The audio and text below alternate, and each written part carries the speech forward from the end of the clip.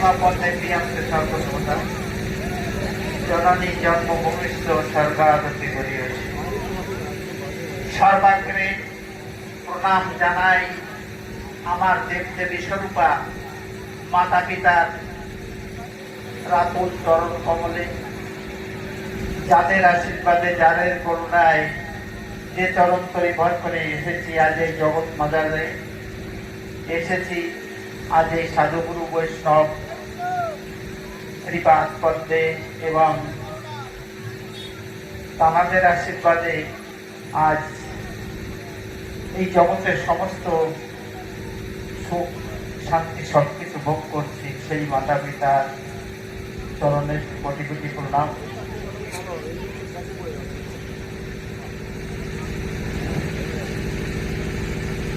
পতিতানাং পাবনেম বন্দে গুরু সর্বদেবানাং শিব শঙ্কর রুদ্রেশ গুরুচন্দ্রায়তে নমো নমো। ওম নমঃ শ্রী ভাগবতে বাসুদেবায় শ্রী শ্রী হরি গুরুচন্দ্রায় নমো। মঞ্চে উপবিষ্ট আমার পরমারাধ্য পরমিষ্ট শ্রী শ্রী হরিচাঁদ জগজ্জননী শান্তিমাতা দেবী, তৎপুত্র শিববতার কর্মযোগী যুগনায়ক পতিত পাবন কল্পতরু শ্রী শ্রী গুরুচাঁদ ঠাকুর, তৎসহধর্মিনী আদ্যাশক্তি মহামায়া সত্যভবা দেবী ঠাকুরানীর চরণে জানাই আমার শতকোটি প্রণাম। আজ জানার উদ্দেশ্যে, যে মহামানবের উদ্দেশ্যে আজ আমরা এখানে একত্রিত হয়েছি, তারক জয়ন্তী, যে তারক মহর্ষি তারক কবি তারক, সেই তারক চন্দ্র সরকারের চরণ কমলে জানাই আমার সবক্তি প্রণাম। গত রাত থেকে এখানে আগত দূর দূরান্ত থেকে অসংখ্য হরিভক্ত দল এবং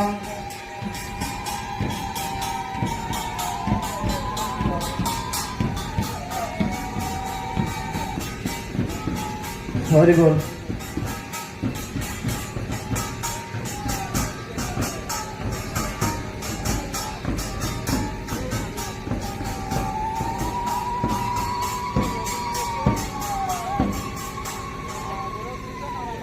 হরিবল উপস্থিত হরিবাসরে মহতি হরিভক্তগণ এবং আমার ভক্তি শক্তি স্বরূপিণী মায়েদের চরণে জানাই আমার সবক্তি শতকোটি প্রণাম। আজ আমাদের এখানে উপস্থিত আছেন আমাদের গত 27 তারিখে কেন্দ্রীয় হরিচাঁদ সেবা সংঘের যে পুনরায় মন্দির কমিটি গঠন করা হয়, সেই কমিটি গঠন করার যে প্রেসিডেন্ট মহাশয় এবং আমার সেই সাধারণ সম্পাদক অনিমেষ মণ্ডল মহাশয় এখানে উপস্থিত আছেন এবং প্রেসিডেন্ট তপন বাবু উপস্থিত আছেন। আমরা সত্যিকারে যে পুনরায় যে কমিটি যে গঠন করেছি, সেই কমিটিতে যে সহজ সরল একটা আন্তরিক ভক্ত তপন বাবুকে পেয়েছি এবং আমাদের যে অনিমেষ বাবু, যিনি একজন এডুকেশন একটা অফিসার, 2 মাস পরে রিটায়ার্ড হচ্ছেন, তাকে আমরা সাধারণ সম্পাদক হিসেবে সেক্রেটারি হিসেবে পেয়েছি। তিনি সভাতে উপস্থিত আছেন। বাকি জীবনটা তিনি হয়তো আমাদের এই গুরুচাঁদ ঠাকুরের যে আদর্শ ছিল যে করভিক্ষা ছেলে মেয়েকে দেও শিক্ষা, সেই মানুষটাকে আমরা পেয়ে সত্যি ধন্য। এবং পূর্বতন যারা প্রেসিডেন্ট সেক্রেটারি ছিলেন তাদেরও আমি সভক্তি প্রণাম জানাই, ভালোবাসা জানাই। তাদের অ্যাডভাইসে, যেমন মালিবাবু আছেন, আমাদের অশোকবাবু আছেন, তাদের অ্যাডভাইসে আমাদের কেন্দ্র কমিটিটা সুন্দরভাবে পরিচালিত হোক, আমি সেইটাই আশা করি। দ্বিতীয় একটা কথা, যে আমাদের সুভাষ তরফদার, নাট্যকার সুভাষ তরফদার মহাশয়কে আপনারা প্রত্যেকে জানেন এবং উনি এখানে আজকে কিন্তু উপস্থিত হতে পারেন নাই। তার বিশেষ কারণ আমি সেই কথাটা প্রথমে কেন জানাচ্ছি। আজ সুভাষ দা, যিনি জীবনটা প্রায় ঠাকুরের সেবায় দিয়ে দিয়েছেন, তিনি নাট্যকার, কবি, সাহিত্যিক এবং আমাদের নিয়েই চলাফেরা করেন। এই মায়ার জগৎ কয়েকদিন আগে, একটা বোধহয় 2 সপ্তাহ না দাদা, একটা সপ্তাহ 2 আগে ওনার বড় জামাই ভুবনেশ্বর গিয়েছিলেন, জামাই মেয়ে নাতিপুতি, সেখান থেকে ফেরার পথে একটা দুর্ঘটনা ঘটেছে এবং সেই দুর্ঘটনায় ওনার বড় জামাই ওয়াইজাগ আইসিইউ রুমে কয়েকদিন ছিলেন এবং একটু হয়তো এখন ঠাকুরের ইচ্ছায় হয়তো একটু সুস্থ। আমি আপনাদের, এখনো সে আইসিইউতে আছে, আপনার ভক্তে কি না করতে পারে আপনারা একটু ঠাকুরের কাছে প্রার্থনা করুন, উনি সপরিবারে সুস্থ হয়ে উঠুক। আজ ব্যথা দুরা মন, তাই আমাদের মাধ্যমে আজ সেই সুবর্ণাকে পাই নাই। দ্বিতীয় কথা, এই যে সভা পরিচালনা করছেন আমাদের ননী বাবু, ইনি নূতন, এনার ভুল ত্রুটি থাকবে, আপনারা তা নিয়ে কিছু বলবেন না। এই সভা পরিচালনা করতেন 4 নম্বরের যে রঞ্জন মন্ডল, বর্দা করে ডাকতাম, তিনি অনেকদিন ওনার কিডনি অসুবিধা ছিল, কিডনি ফেল ছিল, তা উনি 27 তারিখ কোয়াটারু যে বড় মিটিং হয়, সাধারণ মিটিংটা হয় কমিটি পুনর্গঠনের জন্য, ওখানে উনি আসছিলেন এবং উনি ওখানে এসে মালিবাবু বললেন যে মামা একটু আলোচনা করবে, অর্থাৎ রঞ্জন বাবু। ওনার দাঁড়াতেও দেখলাম কষ্ট হচ্ছিল, তা সেই মানুষটা ওই দাঁড়িয়ে শুধু এইটুকু কথা বলেছিল, 2-4টা কথার পরে বলল যে আমার হয়তো আর আপনাদের সঙ্গে দেখা হবে না। কত ব্যথা নিয়ে কথাটা বলেছিল। রবিবারে উনি এই কথাটা বলতে, সোমবারে উনি সদামে চলে গেছেন। তাই অন্তত ওনার আত্মার সত্যতির জন্য সবার কাছে প্রার্থনা করি। যে মানুষটা অসুস্থ শরীরে ওই সাধুর বাজারে ঘুরেছে, এই পরিচালনার দায়িত্ব নিয়েছেন, তার মঙ্গল কামনা করি। যাই হোক, দ্বিতীয় কথা,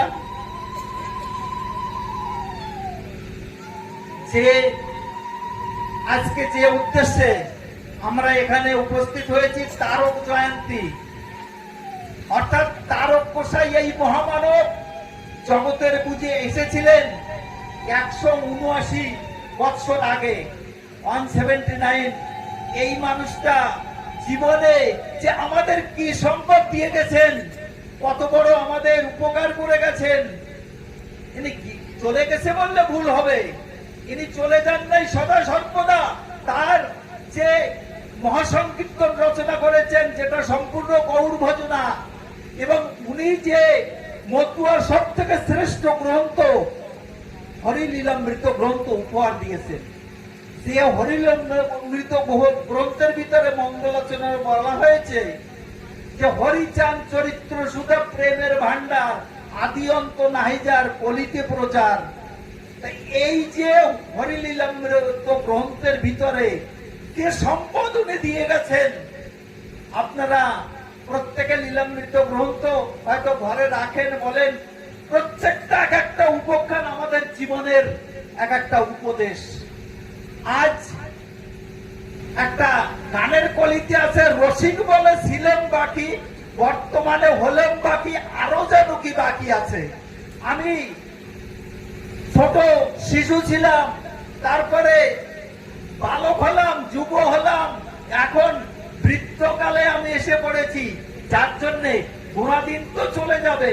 আর এই গুণাদিনের যে সৎ কর্মা, যেখানে কিসের জন্য হয়েছি, এই মানব জীবন ছেড়ে চলে যাব। মানব জীবনের সার্থকতা, যে সার্থকতা যে এই জীবনে আমি ঈশ্বরকে লাভ করব, ঈশ্বরকে পাবো। ওই একটা গানের বলে ওই মা করছিল না, যে গানটার বলে বলতেছিল যে এত জ্বালা, এত পোড়ায় পোড়া হলেন সারা, আরো যেন কি বাকি আছে। তা সংসারটাকে বলা হচ্ছে, সংসারটা হচ্ছে দুঃখানল, দুঃখের আগার। আর এই দুঃখের আগারকে শান্তির আগার করতে হলে এই সাধুর বাজারে আসা, আর এই জীবনে ঠাকুরকে গ্রহণ করা, ঠাকুরকে ধরা। আমার হরিচাঁদ ঠাকুর তারক গোসাইকে বলতেন আমার তোতার ছা, অর্থাৎ তারক গোসাই তিনি যেটা বলতেন সেইটা কবিত্ব হয়ে যেতেন। বলা বাহুল্য, বলা উচিত নয়। এই জীবনে আমি যার কাছ থেকে মহানাম পেয়েছি, এই হরিনাম যার কাছ থেকে পেয়েছি আমার গুরুদেব 49 নম্বরে শ্রীপদ পাগল, এই জীবনে গুরুচাঁদ ঠাকুরের দর্শন করেছেন এবং তার যে 49 পঞ্চশের বারণীর পুকুরে বারণী স্নান হয়, সেইখানে তারকেশ্বর দর্শন পেয়েছেন। হয়তো আমি বলছি, কিন্তু এত সবার ভিতরে কেউ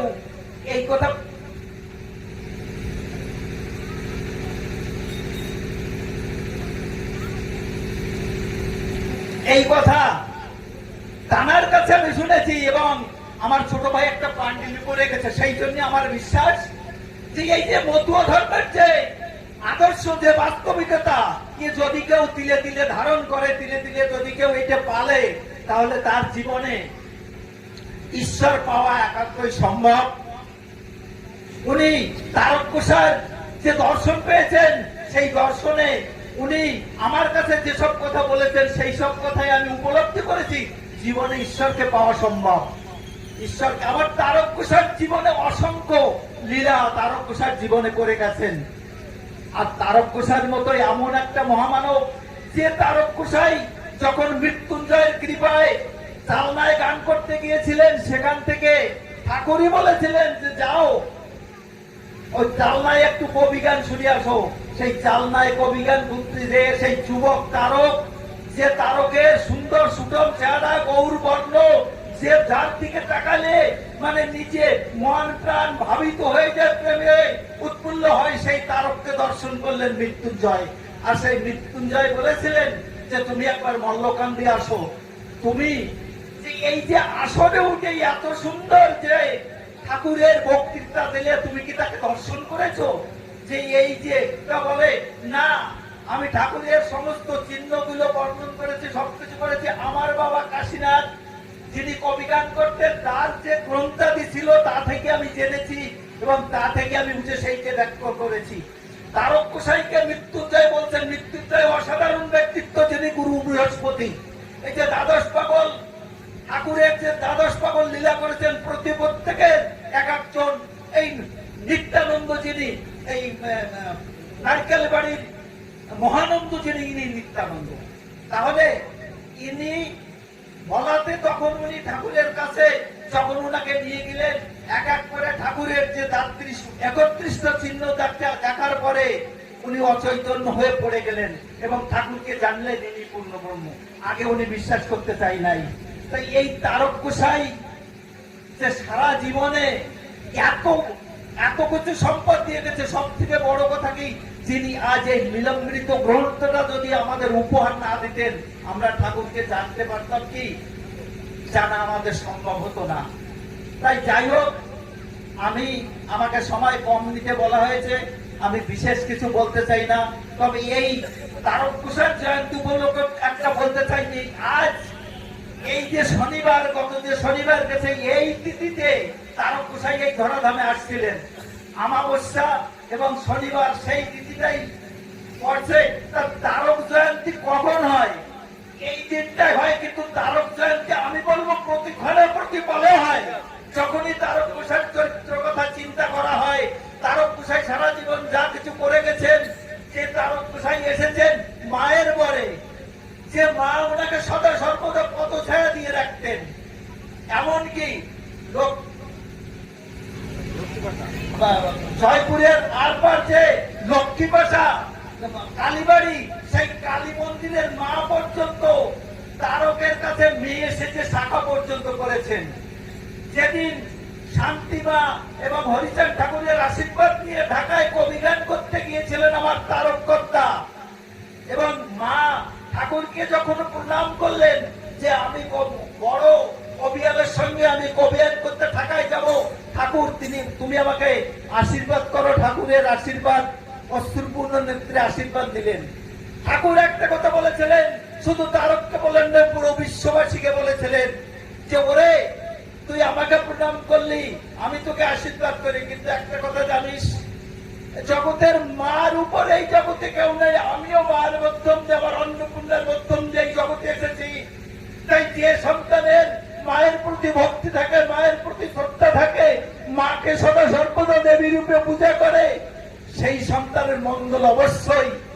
যা বাড়ির মধ্যে যে মার কাছে প্রণাম করে আশীর্বাদ দিয়ে তারপরে ঢাকায় কবি গান করতে যা। আমার তারককর্তা ভিতরে গেলেন অশ্রুপূর্ণ নেত্রে। সেদিন তারককর্তা মৃত্যুঞ্জয়ের কৃপায়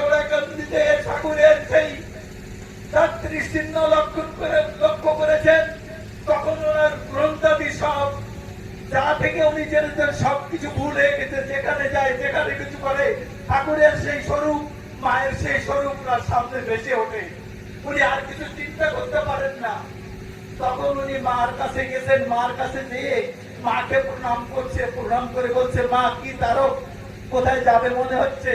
না, কোথাও আমি গান করতে গেলে যে থেকে আমার গুরুর কৃপায় আমি ঠাকুরকে জেনেছি, এই ওড়াকান্দি এসে আশীর্বাদ নিয়ে যাই। বাবাকে প্রণাম করছে, মা তুমি আমাকে একটা আশীর্বাদ করো, আমি অনেক বড় একজন কবির লড়াইয়ের সঙ্গে লড়াই করতে যাচ্ছি, তার সঙ্গে পারা আমার সংগ্রাম।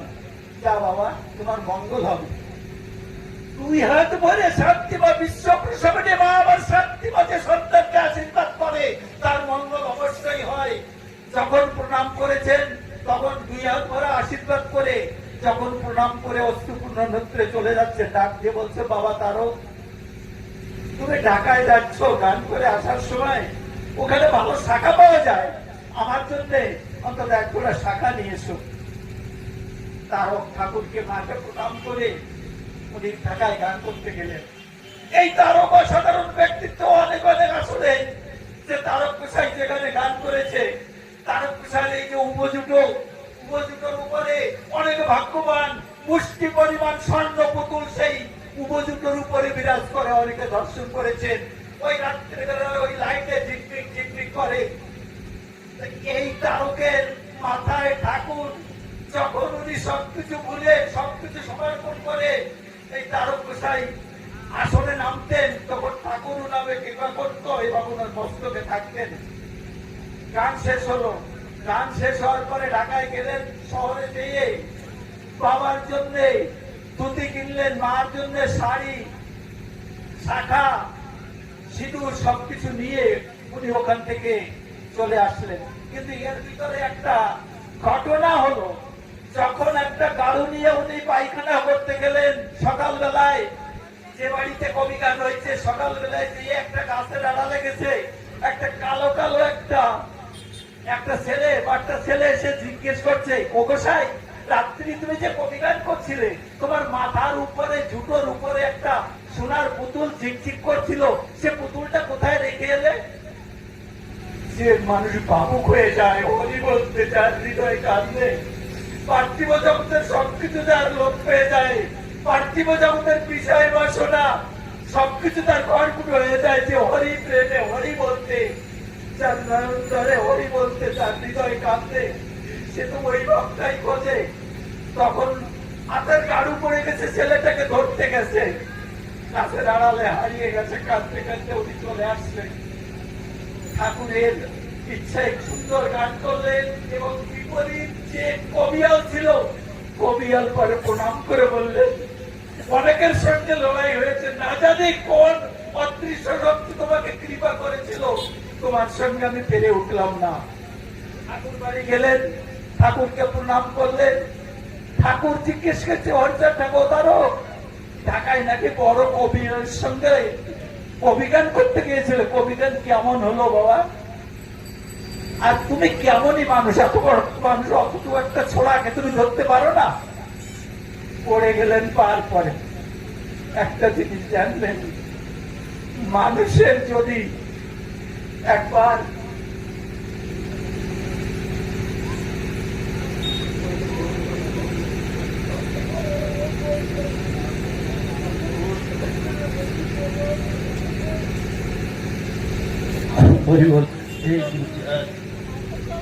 হে গুরুচাঁদ,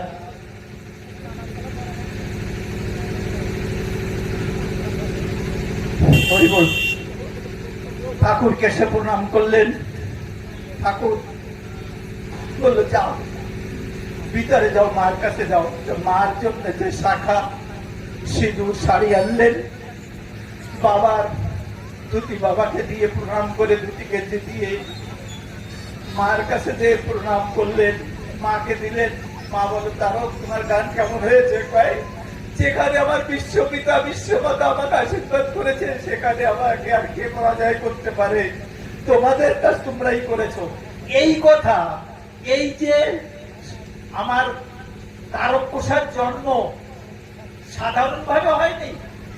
তারক প্রসাদ বাবা, ওনারা 7 ভাই ছিলেন, কিন্তু কোন কারণবশত ওনাদের যে কুলপুরোহিত ছিল তাদের অসন্তুষ্ট করেছিল, যার পরিপ্রেক্ষিতে তাদের বিশ্বাসঘাতকতা করেছিল, যার পরিপ্রেক্ষিতে ওদের অভিশপ্ত হয়েছিল এবং ছয় ভাইয়ের আর কোনো ছেলে মেয়ে ছিল না, এই এক তারক কাশীনাথের এই একটি মাত্র সন্তান হয়। এবং এই সন্তান আনতে সহজে হয় না, পুত্রষ্টি যজ্ঞ করে লক্ষ্যবার দুর্গা নাম করে, সে পুত্রষ্টি যজ্ঞর পরে দুর্গা নাম লিখে ওই গঙ্গায় সস্তায়ন করে, তারপরে মায়ের পরে মা কালেরই পরে এই তারক আসে।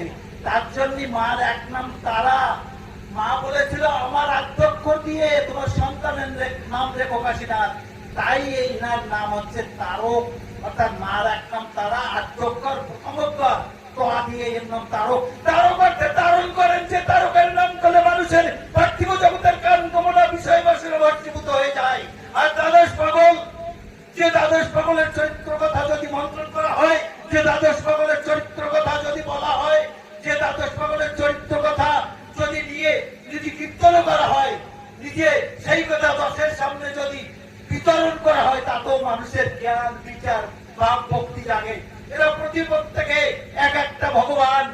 কেননা আমার হীরামন পাগল যিনি মরা বাঁচালেন, মরা গরু বাঁচালেন, আমার তারককর্তা যিনি তারককর্তা, সেখানে হওয়ার নয়, সেখানে যে ফসল হওয়ার নয় তারককর্তার মুখের বাণীতে সেখানে তাই কিছু হয়তো চাহক। আমি বিশেষ আর কিছু বলতে চাই না, তবে এই কথাটাই সত্য যে তারককর্তা যে মৃত গ্রন্থখানি এবং আমার অশ্বিনীকর্তা যে হরিসঙ্গীতখানা দিয়েছেন এবং যে মহাসংকীর্তন দিয়েছেন, এ যদি আপনার মনে শত টেনশন শত চিন্তা থাকে, ওই লীলামৃত গান বের করে একটা উপখ্যান পড়বেন, আমার হরিসঙ্গীতের হয়তো একটা গান হয়তো পড়তে পড়তে আপনার দুনিয়ার সমস্ত টেনশন চলে যাবে। ঈশ্বরের এমন এত বড় সম্পদ, এত বড় দান জগতে কিছু নাই। আমি আর অল্প একটু একটা উপখ্যান বলে এখানে আমি শেষ করব। উপখ্যানটা এই, তারক গোসাইয়ের একজন ভক্ত ছিল খুলনাতে। সেই ভক্তরা তারক গোসাইকে ভগবান জ্ঞানে গুরু রূপে পূজা করতেন। অনেকবার ওই ভক্তটি তারক গোসাইকে আনতে গেছেন, কিন্তু তারক গোসাইয়ের বাবা যখন মারা গেলেন, চতুর্দিকে অন্ধকার দেখলেন। প্রকৃত সত্য কথা বলতে কি, প্রকৃত যে ভক্ত হয়, প্রকৃত যে ভক্ত হয় আর্থিক দিক দিয়ে তারে খাটো রাখে, অর্থ সম্পদ ভালো করে না। আজ আমাদের এই মালকানগিরিতে ঠাকুর আর্থিক দিক দিয়ে সত্যি সবাইকে ভালো করেছে, কিন্তু 10 বছর আগে যখন আর্থিক অবস্থা ভালো ছিল না, একজন লোক গেলে দুটো লবণ বাঁধো দিলে তার একটা ভক্তি একটা ভাব ছিল, কিন্তু আজ আমার অর্থ হয়ে গেছে না, আজ মানুষকে আমি চিনি না। লীলামৃত গ্রন্থ মন্থন করলে জানা যায় পবিত্রতা, সত্যবাক্য, মানুষ বিশ্বাস, 3 রত্ন যার কারে হরিতার বস। চরিত্র পবিত্র ভিন্ন ঈশ্বরকে কোনোদিন পাওয়া যায় না, সত্য ভিন্ন ঈশ্বরকে কোনোদিন পাওয়া সম্ভব নয়। তাই হরিচাঁদ ঠাকুরের যে 12টি আজ্ঞা, এই লীলামৃত গ্রন্থ মন্থন করে এই 12টি আজ্ঞা আমার হরিবর সরকার দিয়েছিলেন। তার প্রথম আজ্ঞা হচ্ছে সত্য সদা সত্য কথা বলিবে।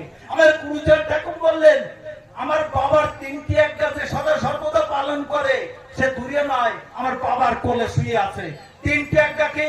সদা সত্য কথা বলিবে, পর স্ত্রীকে মাতৃজ্ঞানে দর্শন করবে এবং মাতা পিতার প্রতি ভক্তি করো।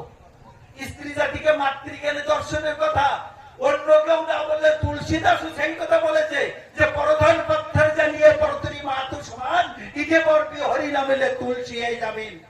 আমার মীরাবাই বলছে, मैं तो राम रतन धन पाई, खरस ना घुटे चोर ना लुटे, 3 दिन বাড়াত যায়। এই হরি ভক্তি প্রেম ভক্তি এমন জিনিস, সব থেকে বড় সম্পদ। আপনি যদি বলেন হরি কোথায় আছে, হরি আপনার সত্যের ভিতরে আছে। হরি কোথায় আছে, হরি আপনার প্রেমের ভিতরে আছে। হরি কোথায় আছে, হরি আপনার ভাবের ভিতরে আছে।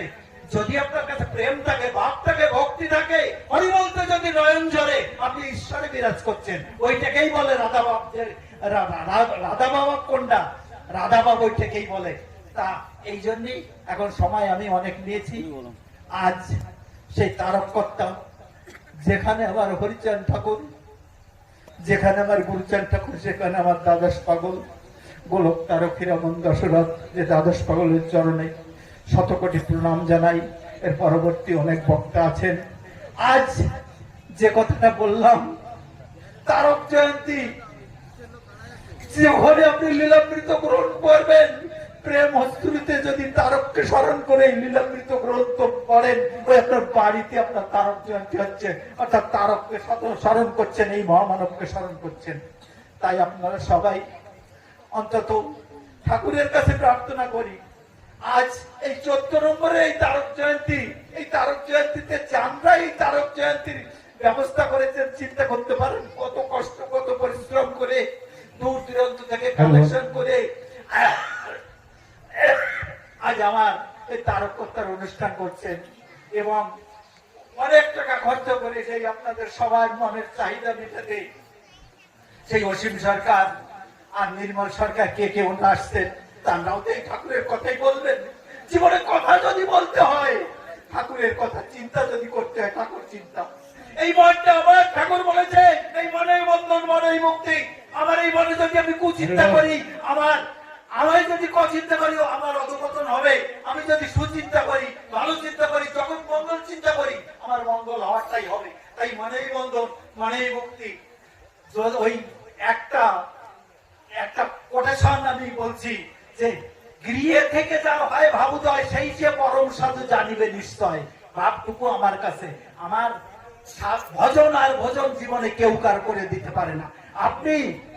আপনি যদি সেবা করেন, আপনার পেট ভরবে, কিন্তু আমি সেবা করলে, আমি ভোজন করলে আমার পেট না, আমি করলে আপনার পেট ভরবে না। ঠিক ভজন, ঈশ্বরকে ডাকা, ঈশ্বরকে চিন্তা করা, প্রতি প্রত্যেকের ব্যক্তিগত জিনিস।